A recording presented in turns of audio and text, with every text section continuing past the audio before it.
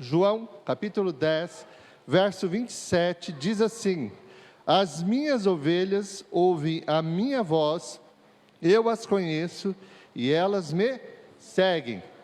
Deixa eu explicar algo aqui. Já disse a vocês que o ministério de Jesus, ele teve aproximadamente 3 anos e meio. Essa mensagem foi dita no último mês, no final do ministério. E também já disse a vocês, mas talvez alguém não consiga se lembrar, que o ministério de Jesus teve algumas características. Quais características? A primeiro ano foi o ano dos grandes milagres, aquela coisa de curar leprosos, multiplicar pães e peixes. Foi o ano em que Jesus se apresenta como Deus Todo-Poderoso. Ele não fala que é, mas através das suas atitudes demonstra ser. No segundo ano, foi o ano em que ele começa a ensinar. Basicamente, ele já chama a atenção. Qualquer cidade que ele ia, ele já era conhecido. Ele vem de um lugar muito pobre, muito simples, de um lugar bem pequeno. Diferente da onde os profetas normalmente vinham, as pessoas que antecederam, e eles acreditavam que Jesus era um profeta. Ele vem de um lugar bem significante. Imagina uma cidade pequena, de um estado pobre, que era na época a Galileia. A Galileia, dentro da Terra Santa, dentro lá, ele era o lugar mais pobre, a Judéia era mais rica. Então imagine um estado pobre, cidade pobre, veio um cara que era carpinteiro, mas era inequívoco, ele curava pessoas. Pessoas eram aleijadas, andavam, pessoas eram cegas, enxergavam, surdos e mudos, falavam e ouviam. Então, contra fatos não há argumento, esse cara era diferente. Mas aqui, nós estamos finalizando o 3º ano. E aqui ele já sofre a oposição da igreja. A igreja começa a se incomodar com ele. Porque aqueles que cuidavam da igreja, que eram as lideranças da igreja, começou a se sentir afrontada pela ideia revolucionária, de um Deus que vem falar de amor. E aqui no capítulo 10, ele já começa dizendo: eu sou o bom pastor, eu sou a porta. E ele diz que entrega a sua vida por mim. Ele entrega a sua vida, ninguém tira a vida dele, ele entrega a sua vida. E dentro desse capítulo 10, o que me interessa para a mensagem de hoje, ele diz: eu falo, e as minhas ovelhas ouvem.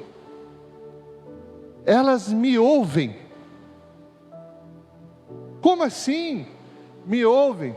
Eu achava tão estranho essas coisas, porque nós acabamos nos acostumando com isso. Deus falou comigo, Deus falou isso. E as pessoas, quando chegam, ou quando estão novinhas na fé, falam: como assim falou comigo? Que história é essa? Não estou entendendo. E aí sim, hoje, essa noite, quando eu estiver pregando, eu quero explicar a você, colocar 3 situações bem claras, de Jesus se posicionando no 1º ano, no 2º ano e finalizando. 3 vozes, 3 palavras que Jesus nos ensina. Essa noite é minha missão, fazer isso com vocês. Deixar isso ao coração da igreja, para a meditação da igreja.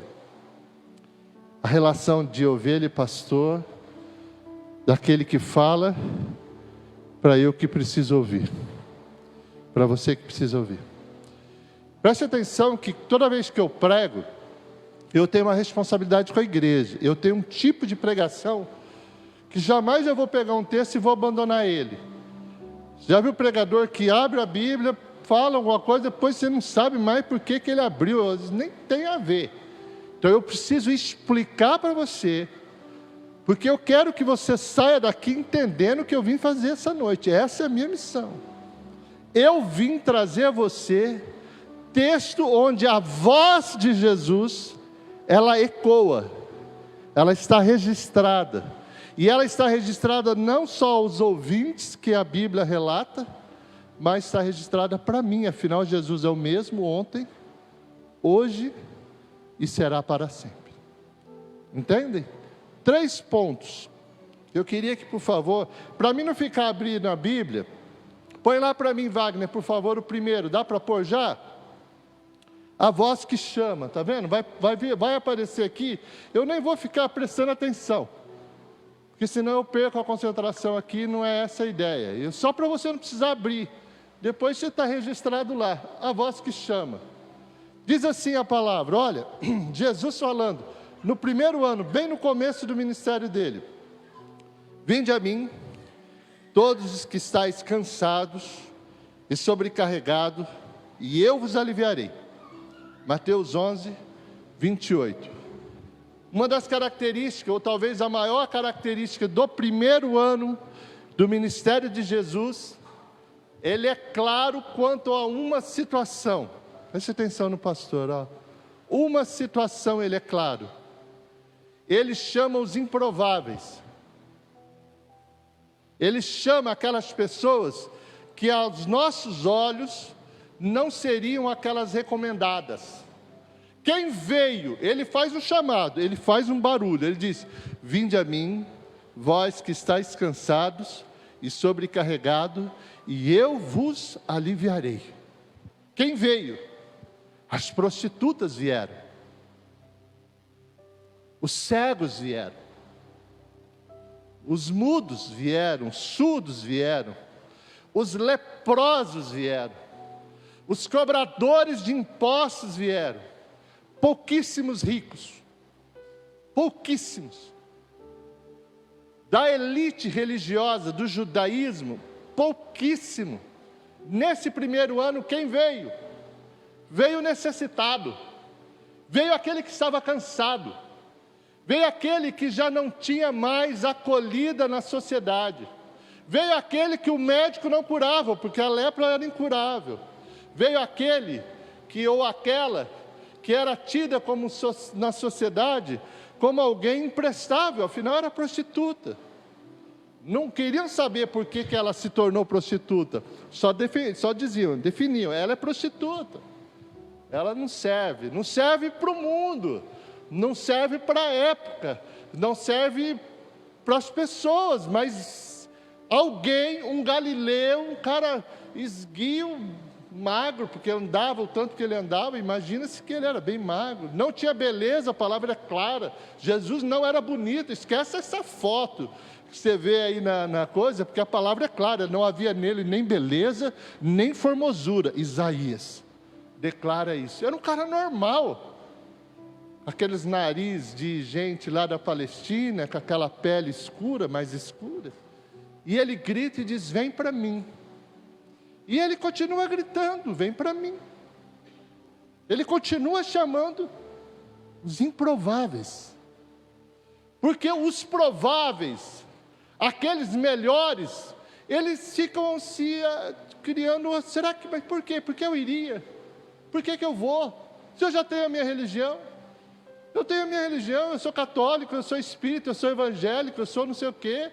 Porque agora até o cristianismo, até o cristão, nós já somos evangélicos. Eu gosto muito de um pastor que ele fala assim, quem me chama de evangélico é a revista Verde, a revista Época. Eu sou filho de Deus. Eu sou filho de Deus. Essa coisa aí de evangélico é estranho. E aí ele começa a chamar os improváveis. Os improváveis começam a ouvir. Os que acham que não precisam, não conseguem ouvir. Agora eu vou particularizar algumas situações de como pastor, nesses 15, 16 anos, e eu vou falar de umas coisas que mais me impactou, e eu ouvi há poucos meses. Um homem de 50 e poucos anos, menos de 60, ele era um industrial em São Paulo, muito bem sucedido, e ele tomou uma decisão, fechou todas as indústrias, ele tinha mais que uma, fechou tudo. E ele pegou os salões que as indústrias tinham, os galpões, e alugou. Alugou todos. E ele falou assim para mim, pastor, um dia eu ouvi uma voz que disse assim para mim, vende tudo. Todas as tuas máquinas, todos os teus equipamentos. Aluga os barracões. E muda para o interior, numa cidadezinha pequena. Eu ouvi desse homem. E ele falou, pastor, eu achava que não precisava de nada. Mas só que eu me dei conta, com 50 e poucos anos, que minhas máquinas não me faziam feliz. Que todo o dinheiro que eu tinha no banco não me fazia feliz. Que todo o sucesso, eu não quebrei, pastor, eu não quebrei. Porque a gente sempre imagina alguém sofrido, e eu até vou relatar alguns sofridos, mas ele estava muito bem. Ele disse: eu simplesmente não conseguia entrar mais nas minhas indústrias. Eu não conseguia mais. E eu não era nem cristão, pastor. Eu não era, mas eu escutava uma voz: vende tudo e muda para o interior. Nessa de vende tudo e muda para o interior, a mulher dele vai numa igreja. E começa a frequentar uma igreja. E ele fica bravo com ela. O que você vai fazer na igreja? E ela falou: estou começando a ir, amor, estou gostando.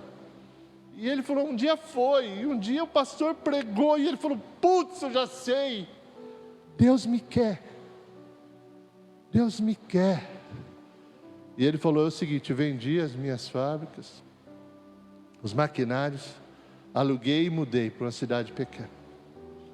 Ficou uns anos nessa cidade pequena, e hoje ele é um pastor auxiliar de uma igreja nossa. Ele tem uma igreja em Garça, e ele auxilia essa igreja. Mora num sítio. No sítio que ele mora, nos cultos que tem naquele sítio, tem entre 30 e 40 pessoas todos os cultos. Deus queria esse homem. Falou: pastor, hoje eu tenho umas vaquinhas aqui, eu tenho uns bezerrinhos, eu tenho uns negocinhos, mas eu tenho Jesus e eu tenho paz. Eu escutei a voz dele, pastor, eu escutei a voz dele. Vai entender, ele tinha tudo, mas ele não tinha nada. Porque ele falou: pastor, eu tinha uma indústria, depois tive outra, depois outra, eram características diferentes. Eu falei: eu não quero mais essa vida para mim, não quero. Há pessoas que chegaram e ouviram essa voz quando tudo deu errado, quando aquilo que elas semearam, enfim nasceu. Porque tudo que eu jogo à terra, tudo que eu semeio, eu colho, é bíblico. O futuro chegou. Porque aquilo que eu faço no presente, imaginando que não vai ter preço, vai ter preço. Tudo que eu faço tem preço. Não tenho como fugir. E eu já vi pessoas chegarem arrasadas, arrebentadas, elas olharem para a sua vida e não ter perspectiva. Sabe, que é olhar, e não é, porque pior do que não ter um presente bom, um hoje bom, é olhar para o seu futuro e falar: cara, vai ser mais do mesmo, é mais da mesma coisa. Há um buraco, há um vazio, há algo que só a mão de Deus, e essa voz chamando: vem para mim, você que está cansado, você que está sobrecarregado, e eu te ajudo. Ele não está dizendo que vai carregar para você sozinho, ele só vai tornar a carga possível de ser levada. Porque às vezes as pessoas acham que Jesus fará tudo por mim. Não, ele não fará tudo por mim, mas ele tornará possível a minha caminhada. No primeiro ano, há 2000 anos atrás, era esse o barulho que a voz de Jesus fazia lá naquelas terras empoeiradas, naqueles campos onde ele tantas vezes pregou, né? Muitas vezes nós olhamos no texto, ou nos mares, quando ele chegava na praia lá, era essa a voz: vem você, mas eu também, você também vem, e eu, vem também, mas eu sou prostituta, vem para cá. E aí quando se questionava ele: mas você come com elas, você come com as prostitutas, você come com o cobrador de imposto. Mas eu vim para os doentes que precisam de médico, os são não. Eu vim para os doentes, desde aquele abastado que acredita ter tudo, mas é pobre de espírito. Como pobre de dinheiro e pobre de espírito. Não faz diferença. Porque quando eu tenho Deus, eu tenho tudo. Você vai olhar naquelas casas bem simplesinhas, muito simples, por esses bairros mais humildes dessa cidade. Há homens e mulheres, servos e servas do Senhor, que conseguiu passar o Natal de forma bem simples, mas em paz. Com paz nos seus lares. Como também a gente rica, bem abastadas, e também passaram o seu Natal em paz. A diferença é como elas estão por dentro. Se hoje você ouve essa voz, o que eu vou fazer da minha vida? O que eu farei da minha vida?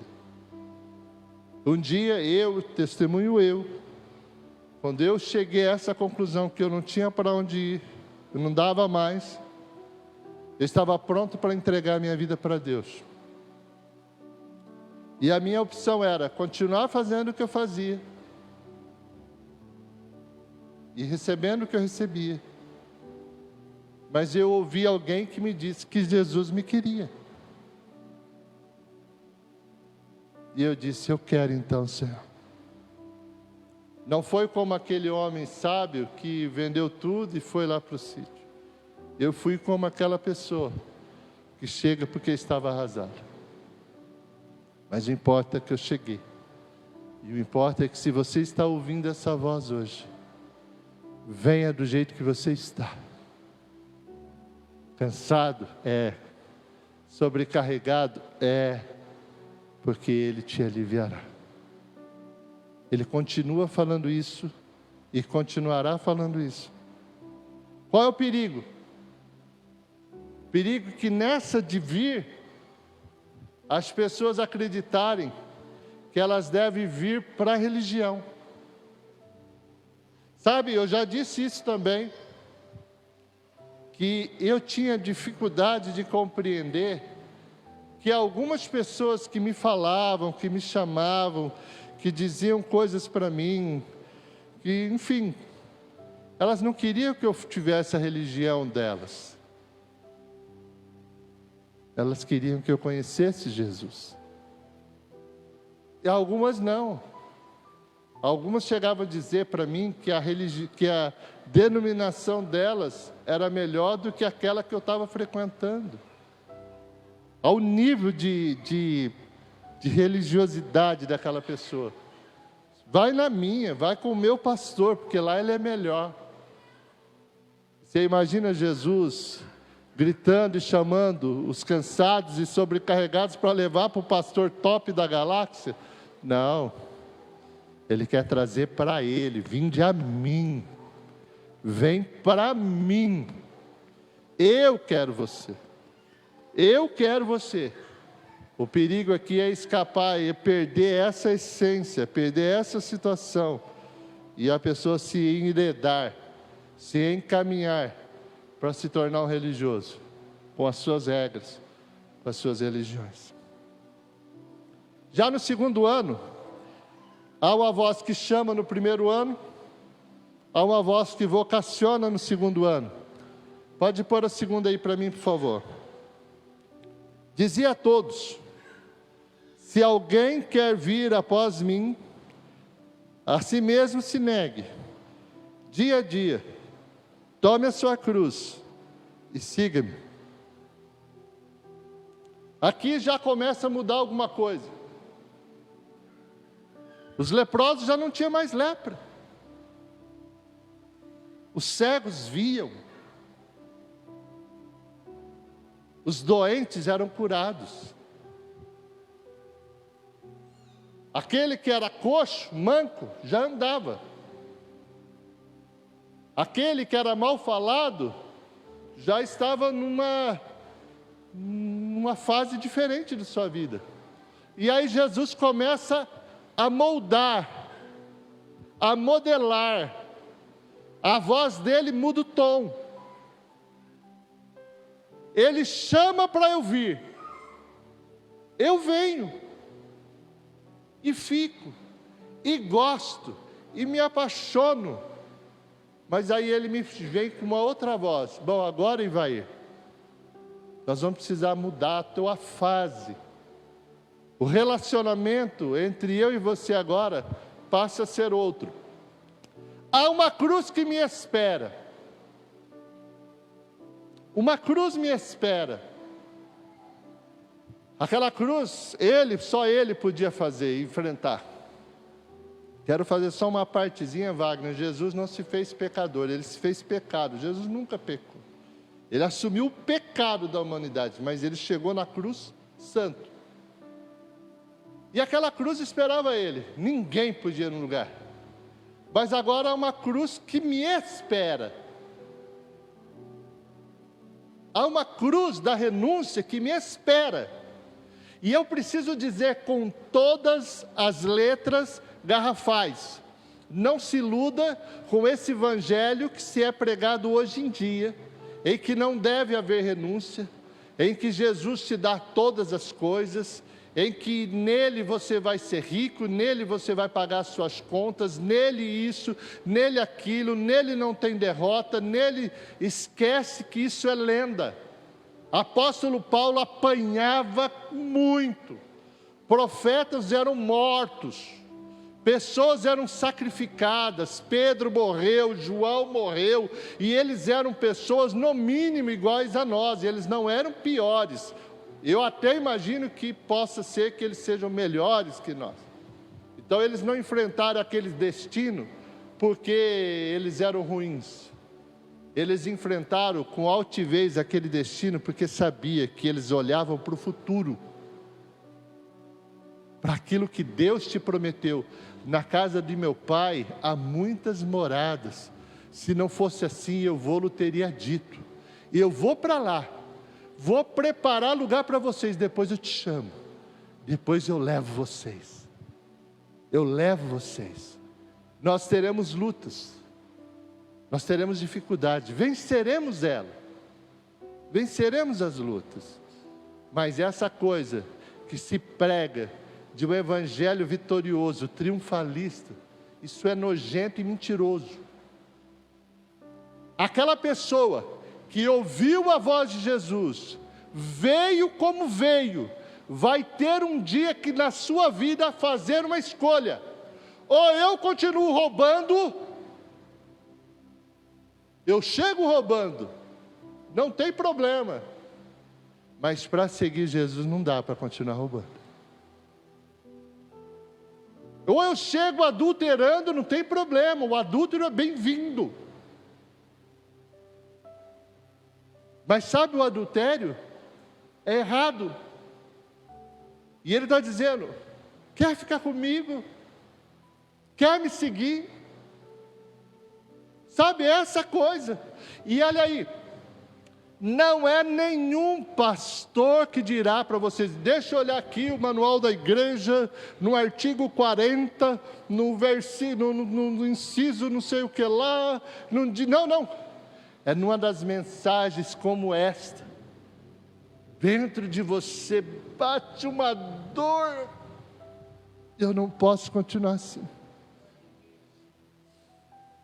Não posso continuar com essa vida. Jesus não me prometeu um parque de direção, Ele me prometeu uma cruz. A cruz da renúncia. A cruz do deixar para trás. Pastor, você não tem medo de pregar assim, as pessoas não quiserem vir aqui? Mas essa é a verdade, querido. Essa é a pura verdade, é a realidade da Bíblia, é a realidade da palavra. Agora eu vou perceber o que é isso. Eu ouço, eu faço eu olho para a minha vida e digo: por que eu vim todo arrebentado? Exatamente porque eu fazia as coisas que hoje Ele diz para mim que eu não posso fazer.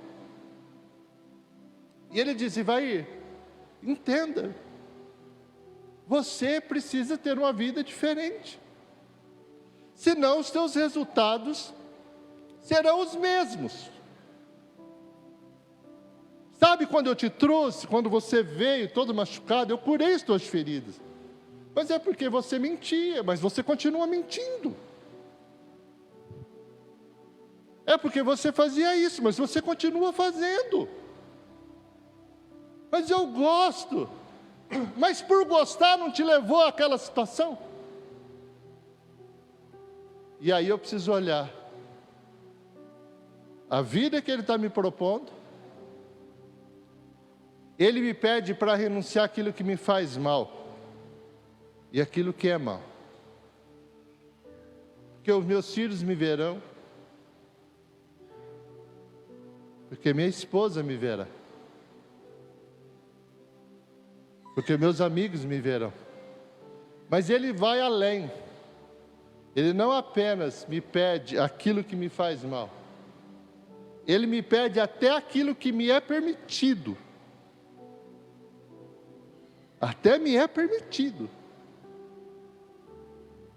Mas por amor de muitos, e por um propósito divino, até o que me é permitido, em algum momento da minha vida eu renuncio também. Um dia eu evangelizava uma moça, eu ainda evangelizo ela. E ela me fez uma pergunta: por que você não bebe? Eu falei: por causa de você. Eu não bebo por causa de você.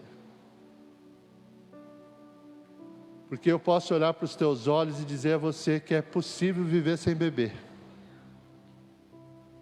Agora, eu não sei se você consegue viver sem beber. Mas eu posso dizer a você: olha para mim, querida. Eu consigo viver sem beber. Há 20 anos.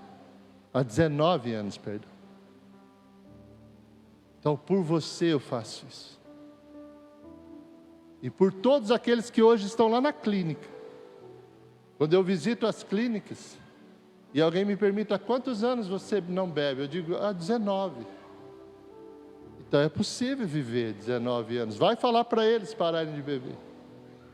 E vai dizer para eles apenas: Jesus, não, ele precisa ver alguém que tem cheiro de gente, cara de gente, que é gente, dizendo para ele: eu consigo ficar sem isso. E aí ele vai se inspirar em mim. E se um deles, apenas um, porque você pega naquelas clínicas, tem 20, daqueles lá apenas 10, 20% vão conseguir de fato se livrar. Se algum deles se livrar por causa do exemplo, da renúncia, até do que me é permitido, já valeu a pena. Já valeu a pena. A vida cristã é uma vida de renúncia. Mas também, enquanto que hoje o mundo lhe oferece o agora, bebe, fuma, usa droga, faz agora, aproveita, vai lá, se aproveita, faz, já aproveita. Depois o pagamento você vê depois, e normalmente o pagamento vem. A vida cristã eu pago agora. Eu abro a mão da maconha, eu abro a mão da bebida, eu abro mão da prostituição, mesmo me doendo, em prol de uma vida melhor amanhã. É uma renúncia do agora, do hoje, porque eu sei que eu vou colher. Tudo que eu planto, eu colho. Tudo que você planta, você colhe. Tem gente que acha, olha aqui para o pastor, tem gente que acha que é desesperador o fato de eu não fazer algumas coisas, querido. É perfeitamente possível. Perfeitamente possível. Não. Aliás, algumas coisas que eu fazia, algumas piadinhas que me contavam, algumas ceninhas que eu via, hoje já nem me agrada mais. Não me agrada. Porque eu escolhi essa vida. Alguém um dia vai dizer: este cara, ele é bem religioso. Eu vou dizer a você que eu estou olhando para aquele que é perfeito. Porque ele diz assim: olha para mim e você vai ser salvo. Comparado com Cristo, eu estou a anos-luz do que deveria ser. Mas eu não desisti de ser ainda. Eu continuo, eu persevero, eu luto. E ano após ano eu vou deixando coisas que me atrapalham, coisas que não são boas, coisas que não são legais. Este foi o segundo ano. Nesse segundo ano algumas pessoas desistiram. Por isso que algumas igrejas, elas preferem nem pregar isso. Preferem nem abordar isso. Mas como falar de evangelho sem falar de cruz? Como falar de amor sem oferecer amor? Como falar de Jesus e não falar de santidade? Como falar de Jesus sem ter em mente que o que eu estou me guiando é para a nova Jerusalém, é para a Jerusalém celestial, é para a minha vida futura, é para a eternidade. Obviamente, se tudo que eu planto eu colho, se eu planto bem, aqui eu vou colher bem. E isso é muito bom. Já no terceiro ano, por favor, Jesus é a voz que direciona. Diz assim a palavra: e disse-lhes: ide por todo o mundo e pregai o evangelho a toda criatura. Marcos, capítulo 16, verso 15. Aqui Jesus já tinha ressuscitado. Já havia uma quantidade de pessoas muito menor do que aquele primeiro ano, em que vieram as prostitutas, os leprosos. Muito menor do que do segundo ano, em que ele começou a endurecer o discurso, porque a cruz, eles olharem para Jesus e compreenderem, preste atenção por favor, porque a maioria das pessoas jamais compreenderão o que Jesus fez naquela cruz. Porque a religião nos ensina a ter piedade, a ter dó, a olhar para aquele corpo magro, magrelo, sanguentado, os cravos na mão. Eles me ensinam a olhar e ver o romano culpado, os judeus que escolheram Barrabás culpado, mas o culpado não foi ele, fui eu, foi você. Porque se não houvesse culpa no mundo, ele não precisaria pagar o preço. E a cruz assustou as pessoas, porque elas disseram: terminou, agora deu mesmo. Falou que reinar, que não sei o que, cara. E aí, o que aconteceu, cara? Os próprios discípulos vazaram. Mas Jesus ainda continuou a falar, e continua a falar até hoje. Ó, já está pago. Você bebe, você é bêbado, está pago. Lá na cruz, João 19:30. Antes dele entregar o Espírito ao Pai, ele diz: tetelestai, que significa está consumado. Eu paguei. O pecado do Marcos, da Maria, estava encravado nele. A ponto, a palavra diz que o Pai nem olha, ele se sente desamparado, porque o pecado da humanidade inteira. Sabe a mulher que cometeu adultério? Está pago. Que cometeu aborto? Está pago. Sabe o cara que assassinou? Está pago também. Sabe aquela pessoa que hoje escolhe o erro? Está pago. Em algum momento ela vai ouvir a primeira voz de chamar, a segunda voz de vocacionar, e agora ela está ouvindo a terceira voz: eu vou te dirigir.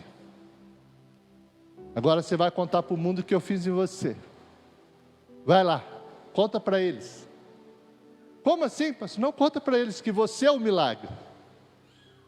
Você é o milagre.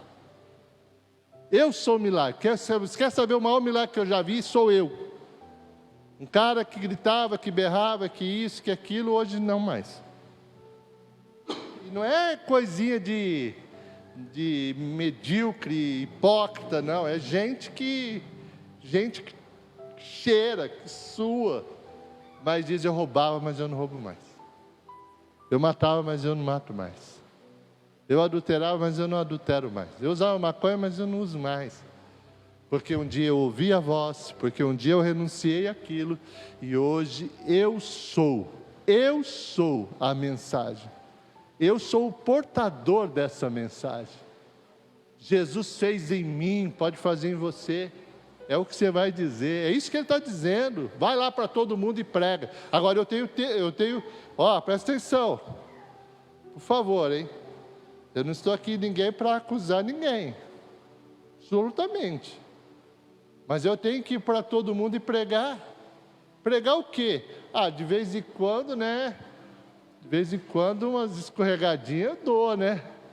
Mas como escorregadinha? E a renúncia? Pregar o que se você não veio ainda? Ouviu a voz, está todo estourado, está todo arrebentado, existe um vazio dentro de você e você não ouviu ainda. Ou ouviu e não aceitou. Eu preciso dizer, eu não me tornei um religioso. Eu não me tornei, aliás, eu costumo muito dizer isso para as pessoas. Cara, eu não quero que você tenha a religião que eu tenho. Eu quero lhe mostrar o que eu vi. Dê a chance de mostrar, deixa Jesus mostrar isso a você. Por isso que jamais eu convido as pessoas para vir nessa igreja. Quando eu evangelizo as pessoas na rua, eu digo: procure uma casa de Deus, busque uma casa de oração. O Espírito Santo vai lhe direcionar. Ele é Deus. Porque não é aqui que salva, quem salva é Ele. Amém? Posso ouvir um amém? Muitas outras igrejas. Agora, eu preciso dizer, eu sou o maior milagre. Eu sou o milagre. Por quê?